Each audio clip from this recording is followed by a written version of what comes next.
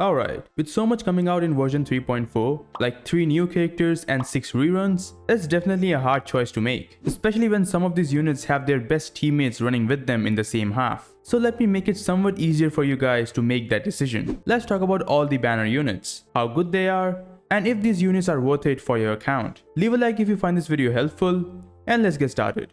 Let's talk about lootbar.gg, the best top-up platform for your favorite games like Genshin Impact, Honkai Star Rail, and now Zenless Zone Zero. It provides some crazy discounts on every item there is, and it's super easy to use. Just go to lootbar.gg, select Honkai Star Rail or whatever game you play, select your preferred pack, and then type your UID, select your server, and click on top up now. With just a few clicks, you can get your hands on some awesome deals. Lootbar also has tons of positive reviews, and all the purchase is done through official Hoyoverse routing channels, making it a super safe option. And this also applies to PlayStation and Xbox users, if you can place orders through Lootbar. Not only that, some of your favorite content creators, including me, uses Lootbar for every in-game purchase. So just click on the link in the description or in the pinned comment and check out lootbar.gg right now.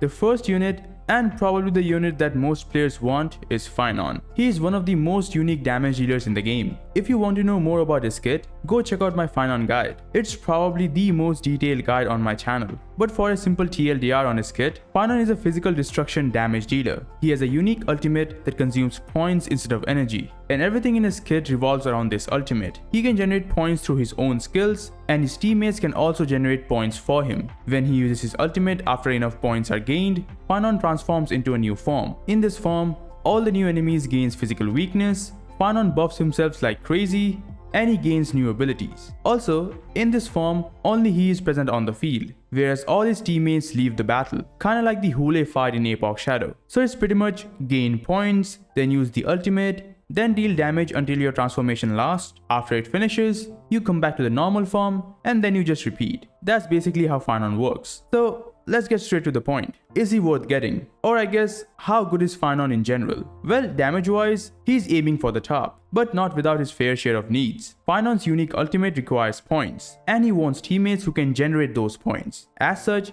Phainon wants to have 3 supports in his team. Precisely how many units? As most Nihility units don't work with Phainon. He also wants to be played without a sustain. Now you can play him with one, but that will bring down his overall damage by a lot. Like, first of all, sustain units are there for making sure that your team does not die. But since for 90% of the fight, only Phainon will be present on the field, and given the fact that Phainon is perfectly capable of sustaining himself, the healers don't get any time to be useful. And secondly, even with Phainon's second passive that gives damage boost to Phainon when his ally provides healing or shields, they are not comparable to an actual support. Like, can you really compare the true damage from RMC, the rest penetration from Tribi, or the damage taken from Cypher, or even the team-wide action advance from Robin? Also, Phainon can take away crucial units from your other teams. Like for now, Phainon's best teammates are Bronya and Sunday, and Bronya is pretty much free and is not really used in many teams, but Sunday is definitely very popular. He's the best teammate for Maide and Aglia, and other units like Castris and the Herta also benefits heavily from Sunday, and you won't be able to use him in those other teams if he's already occupied here.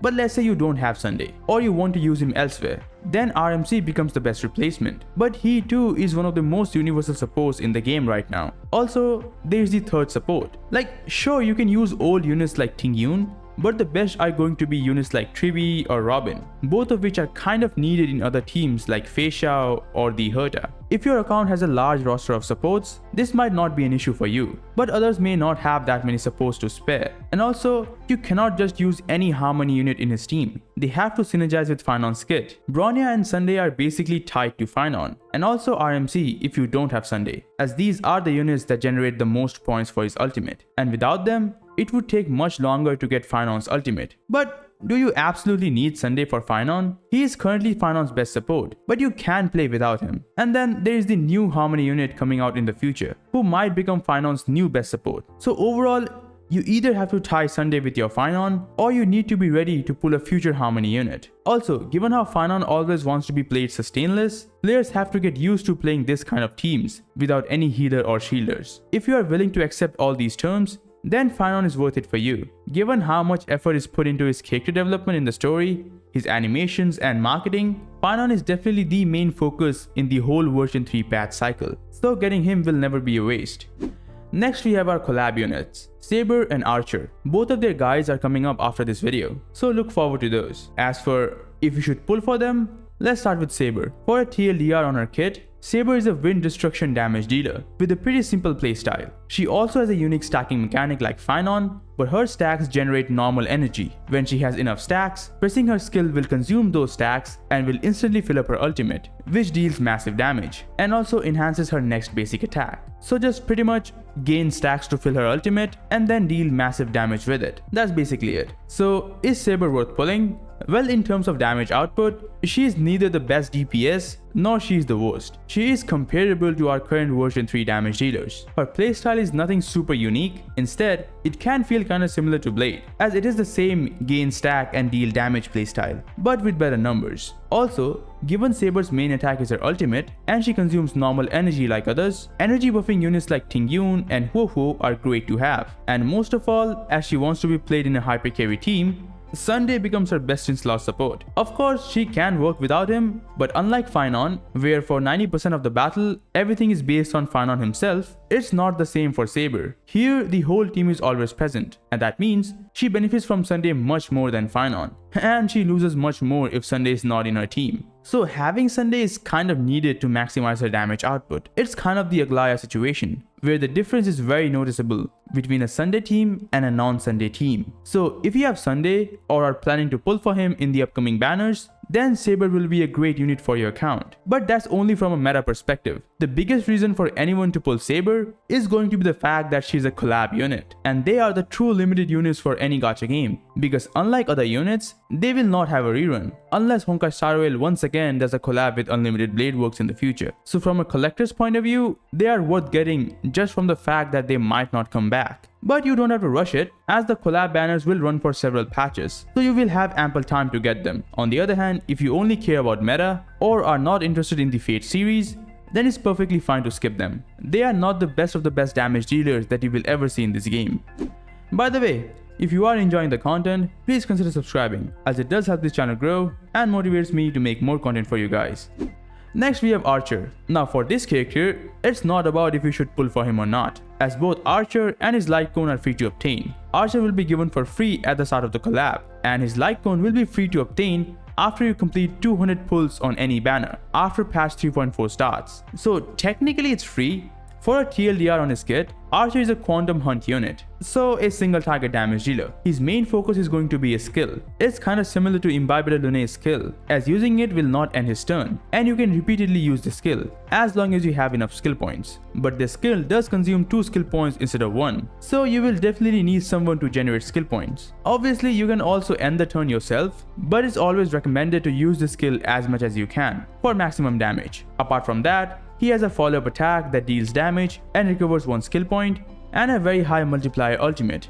Now since he is free, it's not about getting him, it's about if you should build and play him. So for that, simply if you don't like Archer as a character, the only reason to play him is for Sparkle. After months and months of sitting around doing nothing, Sparkle is back again as the best support for Archer. Given how SP heavy Archer is, similar to Imbibed Lune, so just like him, Sparkle is very much the best teammate for Archer. So if you have a Sparkle around, that's more than enough reason to play Archer. In my opinion, his somewhat unique playstyle is pretty fun, and I do recommend at least playing him once. As for players who don't have Sparkle and still want to play Archer, he is pretty straightforward, so any Harmony or Nihility unit in the game will work with him. As for the SP generation, the 4-star Hanya will probably your best alternative, as back when Sparkle was not released, Hanya was a staple in most Imbibed Lune teams. And also, Archer's SP situation is not as bad as Lune, since Archer can also generate SP from his follow-up attacks. Wait for my guide for more detailed analysis on his kit. Overall, Archer is your normal, not the best, but also not the worst damage dealer.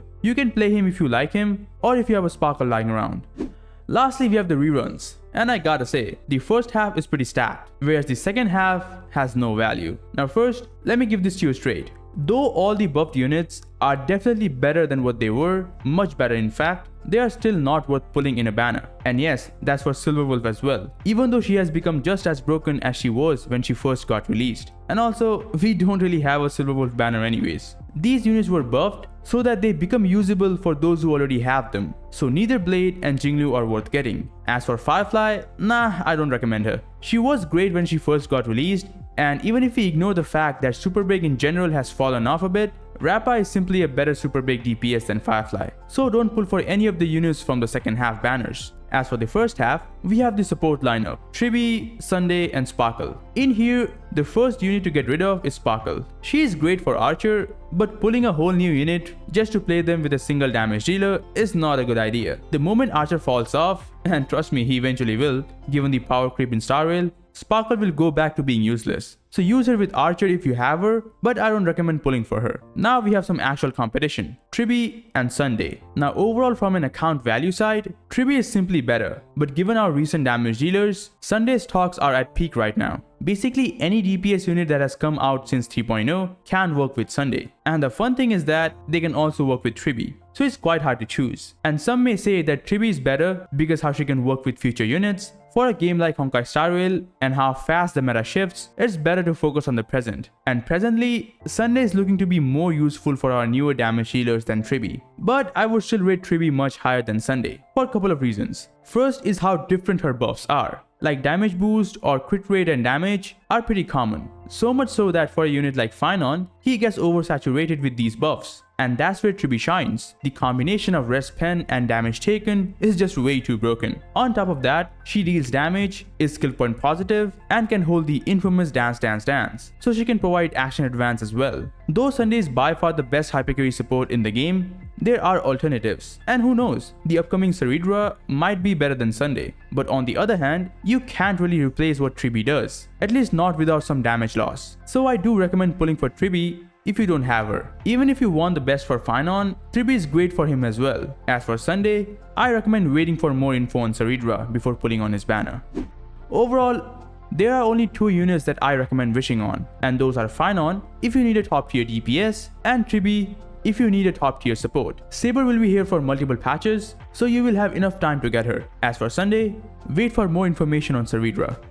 And that's going to be it for this video. I hope it cleared any issues you had regarding these banners. If you have any other questions, leave them in the comments. My next video will be a Saber guide, so look forward to that. Like and sub if you enjoy my content. Thanks a lot for watching, and I'll see you guys in the next one.